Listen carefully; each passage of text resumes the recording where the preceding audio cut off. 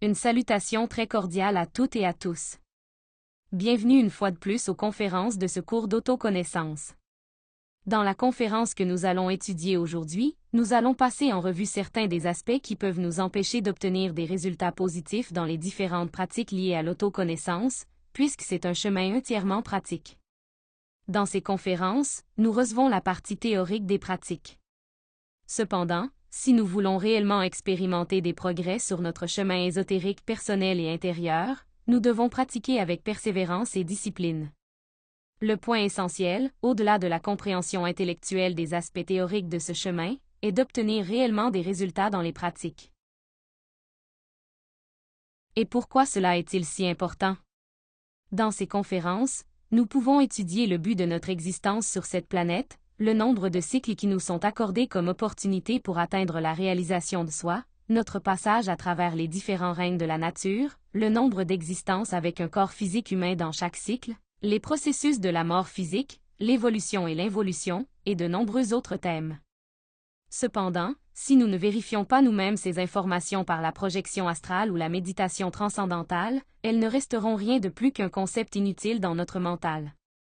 D'un autre côté, lorsque nous parvenons à réaliser ces pratiques et que nous commençons à nous connecter à notre être intérieur, et que cette connexion nous permet de vérifier et de corroborer ces vérités, nous commençons à devenir conscients du sens réel de cette existence, au-delà de tout concept. Alors, cette connaissance cesse d'être une théorie et devient une vérité vivante en nous. De la même manière, ici nous apprenons, et nous avons longuement parlé, de notre psychologie et de la manière dont nos défauts psychologiques ont emprisonné notre conscience, nous conduisant constamment à faire des erreurs, à vivre un destin récurrent et à générer du karma. Mais si nous ne pratiquons pas la mort psychologique de moment en moment, à travers l'auto-observation et la méditation réfléchie, tout cela restera une simple théorie. Et la théorie seule ne nous libérera jamais de l'emprisonnement psychologique dans lequel nous nous trouvons à cause de notre ego. Seule la pratique constante peut accomplir cela. Il en va de même pour la pratique du suprasexe. Nous pouvons réfléchir et acquérir une certaine prise de conscience de la valeur de notre énergie et de la nécessité de nous créer intérieurement. Cependant, si nous ne pratiquons pas le suprasexe de manière constante, et si nous ne travaillons pas à purifier cette pratique afin d'éviter les chutes sexuelles, et de développer la capacité de faire toujours monter notre énergie sexuelle le long de la colonne vertébrale pendant la pratique sexuelle avec notre partenaire, alors nous ne posséderons que des informations très précieuses dans notre mental qui n'ont aucune utilité réelle, parce que nous ne les mettons pas en pratique. Ainsi, comme nous pouvons le voir, ce qui compte vraiment n'est pas seulement de pratiquer, mais de pratiquer avec diligence et persévérance, jusqu'à ce que nous commencions à obtenir du succès dans chacune des pratiques. Toutes les pratiques que nous avons enseignées depuis le début du cours, ainsi que celles que nous enseignerons à l'avenir, produisent des résultats positifs. Par conséquent, si nous nous trouvons bloqués dans l'une de ces pratiques, ce qui importe le plus est de revoir quels sont les aspects qui nous empêchent de réussir. Aujourd'hui, nous allons examiner les 4 aspects qui nous conduisent le plus souvent à l'échec dans nos pratiques, afin que nous puissions identifier lesquels nous font trébucher, les corriger, et commencer à obtenir des résultats positifs dans les pratiques que nous réalisons. Le premier aspect qui nous conduit à l'échec dans la pratique est le manque de concentration. Nous sommes concentrés lorsque la conscience est focalisée sur l'action. Si notre conscience est notre Dieu particulier, alors elle ne faillit jamais. Par conséquent, lorsque nous focalisons notre conscience sur ce que nous faisons et que nous ne nous laissons pas distraire, cela possède un pouvoir immense. Cependant, la raison la plus courante pour laquelle nous n'obtenons pas de bons résultats dans une pratique est précisément notre manque de concentration, et la facilité avec laquelle nous nous laissons distraire par tout ce que nous voyons, ou par les pensées qui surgissent dans notre mental. Dans la conférence 21, où nous avons parlé de la concentration et de la relaxation, nous avons donné de nombreuses indications sur la manière d'apprendre à se concentrer à tout moment. En effet, pour développer la concentration, nous devons faire l'effort d'être présents, alerte et focalisée à chaque instant. Nous devons nous efforcer d'être pleinement concentrés dans tout ce que nous faisons, puisque c'est notre conscience qui doit accomplir chaque activité de notre vie quotidienne. Autrement, nous continuons à agir de manière mécanique, tandis que nous fantasmons dans notre mental avec toutes les projections de l'ego, ou tandis que nous essayons de faire 1000 choses à la fois, sans prêter réellement attention à aucune d'elles. En d'autres termes, nous ne pouvons pas attendre le moment où nous sommes sur le point d'effectuer une pratique ésotérique pour apprendre à nous concentrer. Apprendre à se concentrer est un exercice qui doit être pratiqué en permanence. Cela produit des résultats extraordinaires, car la concentration est le pouvoir qui nous permet de réussir dans tout ce que nous entreprenons. Alors, comment atteignons-nous la concentration? Avant toute activité que nous sommes sur le point de réaliser, la première étape consiste à établir notre objectif dans notre cœur, à être clair dans notre mental sur ce que nous allons faire et sur ce que nous voulons obtenir en le faisant. De cette manière, nous entrons dans l'activité dans un état de conscience de notre objectif. La deuxième étape consiste toujours à placer une résolution intérieure dans ce que nous allons faire. Lorsque nous avons la résolution intérieure d'agir, nous agissons, mais lorsqu'elle fait défaut, la volonté a du mal à se mettre en mouvement. Une fois cette résolution intérieure établie, nous commençons l'activité. Maintenant, que faisons-nous de toutes les pensées et émotions qui commencent à apparaître dès que nous essayons de rester focalisés sur quelque chose? Nous les éliminons en faisant une demande à notre divine mère. Chaque fois que nous éliminons un détail, une pensée, une émotion, un désir, une tension ou une distraction, nous revenons à notre cœur afin de rester focalisés sur notre objectif. Chaque fois que quelque chose surgit dans notre mental pour nous distraire, nous l'éliminons et nous revenons une fois de plus à ce que nous sommes en train de faire. De cette manière, nous restons focalisés jusqu'à ce que nous terminions avec succès l'activité. Pour cette raison, il est essentiel de comprendre à quel point il est important de réaliser chaque activité de notre journée de manière concentrée, car c'est ainsi que nous exerçons et développons la capacité de rester focalisés lorsque nous effectuons une pratique ésotérique. Nous verrons que, dans ce but, il est très utile de toujours préparer un planning des activités que nous devons réaliser tout au long de la journée. Avoir cette organisation nous facilite le fait de nous consacrer pleinement à chaque tâche avec concentration, sans nous laisser distraire en pensant à d'autres choses que nous devons encore faire, et sans avoir à les planifier pendant que nous sommes engagés dans autre chose. De plus, avoir de l'ordre nous permet de mieux utiliser notre temps. Quelque chose de fortement recommandé est que, lorsque nous préparons notre planning quotidien, nous attribuions d'abord des horaires spécifiques aux différentes pratiques ésotériques que nous allons effectuer durant la journée, afin que les questions liées à la personnalité ne finissent pas par occuper tout notre temps. Rappelons aussi, depuis la conférence 21, quelques points importants que nous devons prendre en compte afin de développer la concentration. Le premier est de toujours faire l'effort de ne faire qu'une seule chose à la fois. Pendant que nous réalisons une activité, nous ne devrions penser à rien d'autre, mais au contraire maintenir notre énergie mentale focalisée sur la tâche en cours. Nous devrions éviter d'interrompre ce que nous sommes en train de faire pour commencer autre chose, et faire l'effort de terminer l'activité que nous avons commencée avant de passer à la suivante. De même, nous ne devrions pas commencer à penser aux choses que nous aurons à faire plus tard, car cela nous sort du moment présent, et d'un état d'alerte et de concentration. Nous ne devrions pas non plus nous attarder sur des choses qui ont déjà été faites, puisque cela nous retire également de la concentration et du moment présent, en nous entraînant inutilement dans le passé. La clé est de rester focalisé sur ce que nous sommes en train de faire. De cette manière, nous atteindrons la concentration aussi bien pendant les pratiques que nous réalisons que dans tout ce que nous entreprenons au cours de la journée. Passons maintenant à l'examen du deuxième aspect qui nous fait échouer dans les pratiques. Le deuxième aspect qui nous conduit à l'échec dans la pratique est le manque de foi.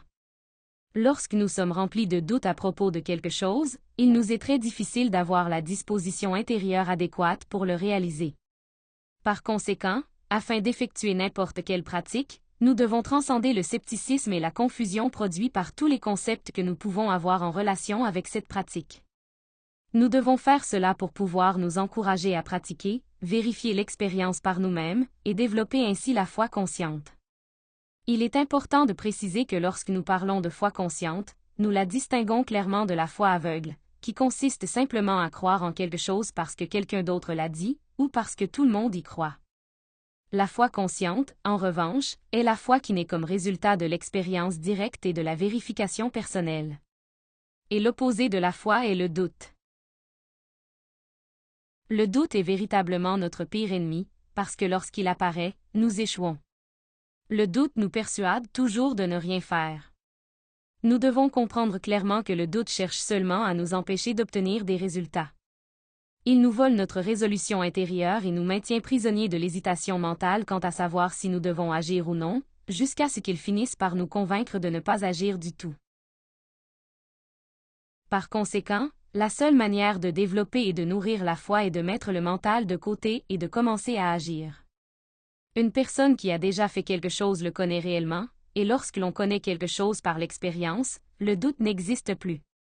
Ainsi, si nous avons des doutes sur le fait que la projection astrale soit possible, ou que nous soyons capables d'effectuer la méditation transcendantale, ou que nous soyons capables d'enseigner, ou qu'il soit vraiment possible de transmuter l'énergie sexuelle à travers la pratique du suprasexe, tant que ces doutes subsistent, nous ne saurons jamais réellement.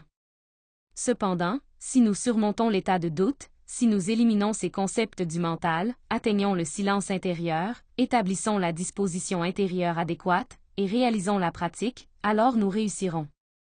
Et ce succès donnera naissance à la foi consciente dans la pratique. Une fois que nous parvenons consciemment à nous déployer dans le plan astral et à nous expérimenter nous-mêmes en nous déplaçant à volonté dans la 5e dimension, flottant ou volant librement avec notre corps moléculaire, la foi consciente dans cette pratique est déjà établie. À ce moment-là, l'ignorance et le doute ont été surmontés, et la foi a été atteinte. Pour cette raison, il est essentiel de comprendre que la foi est nourrie par les œuvres. Passons maintenant au 3e aspect qui nous conduit à l'échec dans les pratiques. Le 3e aspect qui nous conduit à l'échec dans la pratique est la peur. La peur est un autre facteur qui nous empêche d'agir. La peur rend les gens incompétents et impuissants. Lorsqu'une personne a peur, elle n'agit pas. La force de la peur est opposée à la force de l'amour, et l'amour s'exprime à travers nos actions. Regardons un exemple. Imaginons un bâtiment près de l'endroit où nous nous trouvons, et imaginons que nous le relions à notre position par une plateforme en acier trempé, à environ 15 cm au-dessus du sol. Nous ajoutons des garde-corps à cette plateforme, de sorte que tout soit sûr et sécurisé. À partir de là, chacun de vous marcherait sur cette plateforme en acier, en tenant les garde-corps, en marchant sur un tapis, à seulement 15 cm au-dessus du sol. Est-ce que l'un d'entre vous imagine qu'il serait incapable de marcher là-dessus? Tout le monde suppose qu'il le pourrait, n'est-ce pas? Imaginons maintenant la même situation, mais à 120 mètres au-dessus du sol. Nous plaçons la même plateforme en acier, avec le même tapis et les mêmes garde-corps, et nous vous demandons de la traverser. Le feriez-vous? Très peu d'entre vous le feraient. Pourquoi? Parce que la peur entrerait immédiatement dans notre imagination. Et tant que nous ne résolvons pas nos peurs, tant que nous nous identifions à l'imagination mécanique, notre volonté ne sera jamais mise en action. La peur est nourrie par l'imagination mécanique. Et tant que l'imagination n'est pas résolue, la volonté ne peut pas fonctionner. Si nous ne surmontons pas nos peurs, nous ne pourrons pas projeter consciemment notre corps astral, nous ne pourrons pas méditer, nous ne pourrons pas transmuter notre énergie sexuelle, et ainsi de suite. Cela se produit parce que nous perdons la volonté, qui est ce qui nous permet de faire quoi que ce soit. Alors, que devons-nous faire pour vaincre la peur? Nous devons observer, comprendre et éliminer tous les détails de la peur qui nous empêchent d'agir. Nous devons aussi observer qui agit derrière l'imagination mécanique. Une fois que nous découvrons le défaut psychologique qui projette toutes sortes de scénarios terrifiants dans notre imagination, et que nous démantelons ces concepts à travers la mort psychologique, et que nous éliminons toutes ces manifestations émotionnelles, et que nous observons aussi, au niveau instinctif, tout ce qu'il nous fait ressentir dans la peau et dans tout le corps, et que nous l'éliminons également à ce niveau-là, alors nous nous libérons de la peur. À ce moment-là, nous retrouvons la résolution intérieure adéquate pour agir et pour réussir. Passons maintenant à l'examen du 4e aspect qui nous conduit à l'échec dans les pratiques. Le 4e aspect qui nous conduit à l'échec dans la pratique est l'objectif, soit le fait de ne pas avoir d'objectif du tout, soit d'en avoir un qui est incorrect. Pourquoi est-il si important d'avoir un objectif? Parce que lorsque nous avons un objectif clair et bien défini, il devient beaucoup plus facile de concentrer tous nos efforts pour l'atteindre. Mais lorsque nous manquons d'un objectif défini, ou lorsque notre objectif est vague, nous finissons par errer sans jamais obtenir de résultats concluants. Illustrons cela par un exemple simple. Imaginons un navire qui quitte un port avec une destination claire et bien définie. L'équipage sait exactement où va le navire. Dans ce cas, même si des difficultés surgissent en chemin, le navire atteindra très probablement sa destination parce que tout le monde avance dans la même direction. Imaginons maintenant une situation différente. Le navire est entièrement prêt. Il a du carburant, des provisions et un équipage complet à bord. Tout est prêt pour lever l'ancre. L'équipage demande au capitaine: « Devons-nous partir? » Et le capitaine répond: « Oui, allons-y. » Alors l'équipage demande: « Où allons-nous? » Et le capitaine répond: « Je ne sais pas. Nous déciderons en chemin. » Que se passerait-il ensuite? Un marin dirait: « Allons vers l'est. » Un autre dirait: « Non, allons vers l'ouest. » Un autre suggérerait: « Nous devrions aller vers le nord, » et quelqu'un d'autre insisterait: « Le sud serait mieux. » Très vite, la confusion surgirait, des disputes commenceraient, et le navire finirait par dériver sans direction, consommant du carburant, du temps et des efforts, sans jamais réellement aller nulle part. Non pas parce que le navire manquait de ressources, mais parce qu'il manquait d'un objectif défini. Il en va de même pour nos pratiques. Lorsque nous n'établissons pas un objectif clair, notre énergie se disperse, nos efforts perdent leur direction, et la pratique ne produit pas de résultats. Mais lorsque nous définissons clairement ce que nous voulons atteindre, toutes nos forces s'alignent vers ce but, et le succès devient possible. Par exemple, lorsque nous pratiquons la projection astrale, nous devons toujours avoir un objectif clair et bien défini que nous voulons réellement accomplir. Cela peut être de visiter le tribunal du karma, d'investiguer une récurrence ou une vie passée, de parler avec un maître spécifique, d'approfondir l'étude d'un défaut psychologique particulier, ou tout autre objectif que nous considérons comme important. Nous devons avoir une direction définie, une ligne d'action claire. Pour cette raison, avant de réaliser une pratique, nous devons d'abord définir notre objectif en nous demandant: quel est mon objectif? Par exemple, si vous allez pratiquer la projection astrale, demandez-vous: quel objectif vais-je poursuivre une fois que je serai conscient dans le plan astral? Et une fois que vous avez établi un objectif, vous devez réfléchir pour savoir s'il s'agit de quelque chose que vous souhaitez réellement atteindre. Si, par exemple, nous décidons que notre objectif est d'entrer consciemment dans le plan astral afin de rencontrer un maître, nous devons réfléchir davantage et nous demander: pourquoi est-ce que je veux parler avec ce maître? Nous devons être clairs sur ce que nous avons l'intention de lui demander. Nous ne pouvons pas simplement nous présenter et dire: bonjour, maître. Comment allez-vous? Quoi de neuf? Comme nous pourrions le faire sur le plan physique en rencontrant quelqu'un de manière informelle. Nous devons toujours définir notre objectif à l'avance et l'établir clairement, en nous assurant qu'il s'agit de quelque chose que nous désirons réellement accomplir. Plus notre désir d'atteindre cet objectif est fort, plus la résolution intérieure que nous mettrons dans la pratique sera grande. Et avoir la disposition intérieure adéquate est essentiel pour réussir. Il est donc important que chacun de vous étudie lequel de ces 4 aspects peut être en train de vous faire échouer. Manquez-vous de concentration? Avez-vous la foi, ou le doute vous empêche-t-il d'agir? Si vous découvrez de la peur, vous devez supplier votre divine mère de l'éliminer. Et enfin, assurez-vous d'avoir un objectif clair. Si vous appliquez correctement ces points, vous ne devriez plus échouer. Pour conclure le thème d'aujourd'hui, je voudrais vous rappeler qu'il existe 4 règles fondamentales que tout étudiant de l'ésotérisme doit connaître. Savoir désirer, savoir oser, savoir faire et savoir se taire. Que signifie savoir désirer? Désirer, c'est aspirer à quelque chose, et le désir est la source de toute force. Que signifie savoir oser? Oser signifie commencer à agir, prendre l'initiative, tenter quelque chose et réellement oser le faire. Que signifie savoir faire? Cela signifie placer la volonté et commencer l'action. Vous verrez que c'est nous qui plaçons la volonté de commencer, mais que c'est l'être qui accomplit réellement le travail. Par conséquent, lorsque nous plaçons la juste volonté, nous triomphons, parce que l'être triomphe toujours dans ce qu'il fait. Et pourquoi est-il important de savoir se taire? Parce que nous ne devons jamais parler à la légère de ce que nous vivons dans d'autres dimensions. En agissant ainsi, nous gagnons la confiance de notre être, et nous méritons le droit que notre être continue à nous permettre d'investiguer toujours davantage, et toujours plus profondément. Cela nous amène à la fin du thème d'aujourd'hui. J'espère qu'il vous a été utile.